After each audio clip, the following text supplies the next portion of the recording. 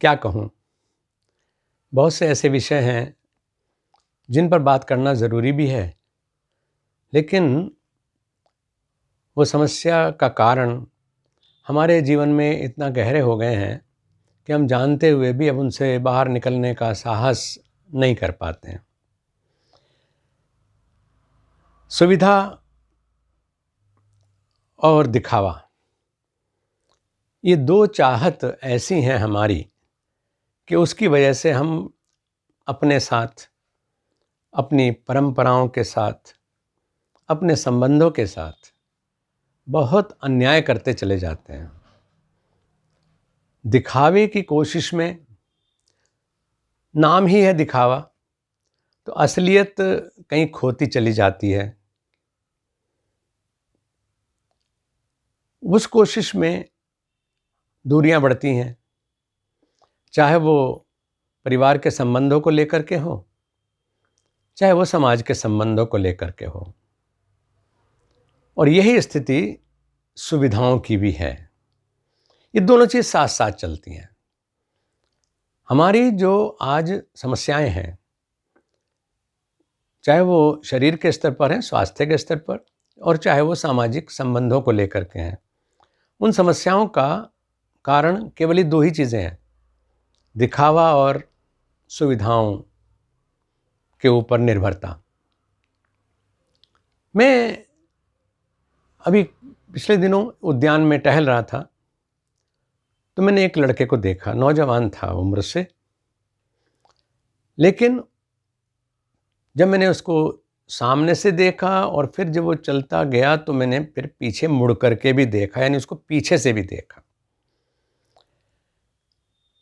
हट्टा कट्टा था, लेकिन उसका शरीर का जो स्ट्रक्चर था, शरीर का ढांचा, वो ये बता रहा था कि ये हमारी लाइफ स्टाइल का मारा हुआ है।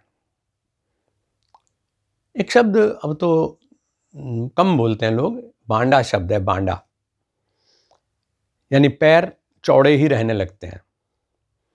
और उस पैर चौड़े रहने के वजह से जो हमारा पेल्विक रीजन है, यानी हमारे कूल्हे वाला हिस्सा है, और ऐसे ही जो हमारे नीचे पैर के घुटने और टखने का हिस्सा है, उसके ऊपर प्रभाव पड़ता है, जल्दी जवाब दे जाते हैं वो।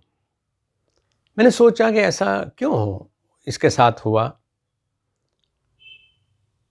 मुझे पहुंचने में देर नहीं लगी, क्योंकि ऐसे मैंने कुछ और लोग भी देखे थे, और मैंने पाया ये सुविधा और दिखावा के शिकार हैं। मुझे एकदम ध्यान हो आया अपने बचपन का।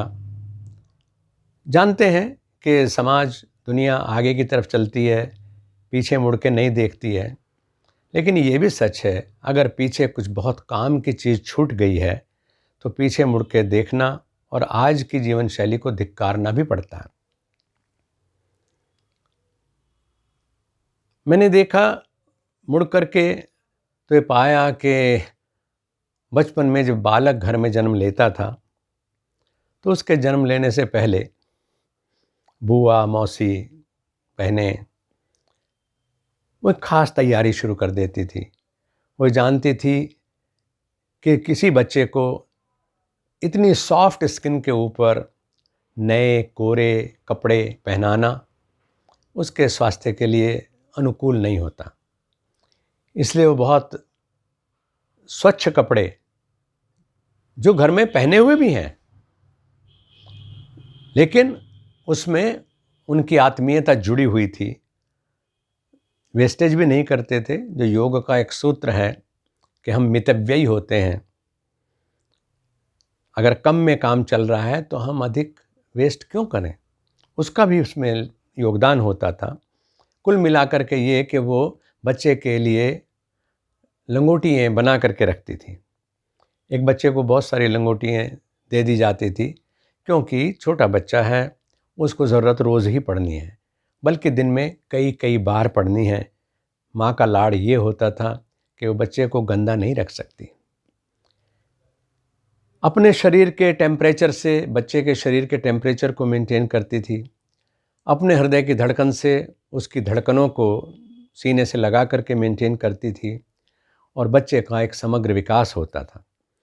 इसी तरह से लंगोटी पहनना यानी उसकी जंघाओं को सुरक्षित रखता था। उसके जो सही संतुलित विकास है उसमें ये गैजेट आड़े नहीं आते थे। हम फैशन में आ गए और उस फैशन की वजह से उसको हमने विकास का नाम दे दिया। उस बच्चे को हमने सोचा कि हम भी बचे रहें और बेड भी गंदे ना हों, तो बच्चे को हमने डायपर पहना दिए। अब डायपर्स का आकार और फिर उसके अंदर जब मैला भर जाए तो उसका आकार वो ऐसा होता है कि बच्चे के जो पैर स्वाभाविक रूप से सीधे रहने चाहिए, वो पैर उसके ऐसे रहने लगते हैं, फैले हुए। जिस स्थिति में विकसित होते हुए बच्चे को हम रखते हैं, उसी डायमेंशन में, उसी डायरेक्शन में उसकी ग्रोथ होने लगती है, क्योंकि ग्रोथ तो उसकी होनी ही होनी है। बच्चे को दौड़ने का मौका देंगे, बच्चे को पेट के बल लेट करके उठने का मौका देंगे, बच्चे को दाएं बाएं लुढ़कने का मौका देंगे, बच्चे को अपने हाथ पर वजन लेने का मौका देंगे, उसको उसी तरह से मोटिवेट करने वाले संसाधन छोटे छोटे देंगे जिससे वो सुरक्षित भी रहे और उसका विकास भी अवरुद्ध न हो। ऐसी चीज़ें ध्यान रखी जाती थी। अब भी माता पिता अपनी तरफ से तो रखते ही हैं, लेकिन उन्हें ये पता नहीं चलता कि अपनी नींद खराब ना हो, केवल इसलिए हम बच्चे को गंदे में रखने में अब शर्म महसूस नहीं करते। बाहर जाएंगे और उसको पॉटी आ गई, उसको शुशु आ गया तो लोग क्या कहेंगे, इसलिए घर से ही उसको डायपर लगा करके ले जाते हैं और वो डायपर जब तक वो भर ना जाए, जब तक उसके भरने की स्थिति ना आए, तब तक वो पहने ही रहता है। और कई बार तो वो भरे हुए ही पहने रहता है, क्योंकि वहाँ लोगों के सामने बेइज्जती होती है कि इसको सबके सामने कैसे इसका कपड़ा बदलेंगे, घर जा कर के ठीक कर लेंगे। तो ये जो दिखावा है, जबकि जानते हैं कि सहज बात है कि बच्चा है तो गंदा भी कर सकता है, बच्चा दौड़ भाग करेगा, कुछ चीज़ें गिर सकती हैं, टूट सकती हैं, इसलिए उसके विकास में कोई चीज़ बाधक ना हो, ऐसी व्यवस्था हम करते ही थे। आज उस लड़के को देख करके मैं आपसे बात करने के लिए प्रेरित हुआ कि हम उसकी गंदगी बाहर ना दिखाई दे, या उसकी गंदगी साफ़ करने की वजह से रात को हमें ना जगना पड़े और उस वजह से वो बच्चा डायपर पहन करके वो अपने पैर को ऐसे ही रख करके अधिकांश समय रहता है जब तक उसका उम्र का वो दौर चलता है। अनजाने में हम बच्चे के साथ बहुत अन्याय कर बैठते हैं। उसका जो शरीर के ढांचे का विकास है वो नहीं होता जो नेचुरली होना चाहिए। मैं ये नहीं कहता कि हम गंदगी ना फैले इसके प्रति जागरूक ना हों, जागरूक होना चाहिए, लेकिन हम इसलिए उसको अधिकतम समय डायपर में रखें, क्योंकि शुरू में तो हम सुविधा की वजह से ही कर रहे थे, लेकिन फिर वो एक्सेप्टेंस हो जाती है तो वो स्थायी अभ्यास हो जाता है। अधिकांश समय व्यक्ति यानी नन्हा बच्चा डायपर में रहता है। अगर ऐसा रहता है तो उससे निश्चित जाने कि उसका जो जंघाओं का विकास है वो यानी ख़ास तौर से मतलब पेल्विक रीजन का, जहाँ पर हमारी जो पैर की हड्डी है फेमर बोन, वो ऊपर कूल्हे की हड्डी में जा कर के फिक्स होती है, तो वो वाला जो हिस्सा है वो उसकी विकृति होती है उसमें, यानी उसकी आकृति में डेफिशिएंसी, कमी आती है, जो कि उसके लिए लॉन्ग टर्म में जब वो खड़ा होकर के चलना शुरू करेगा तो उसके घुटनों को भी नुकसान देगा और उसके पैरों पर भी नुकसान देगा। मैं एक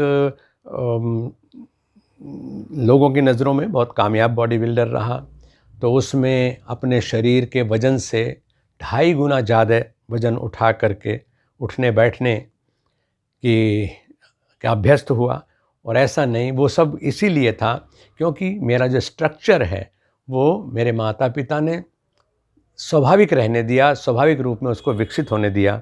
शायद डायपर लगा कर के मैं उतना अच्छा लिफ्ट न कर पाता, क्योंकि मेरा जो आकार है वो उतना झेलने के लायक न होता।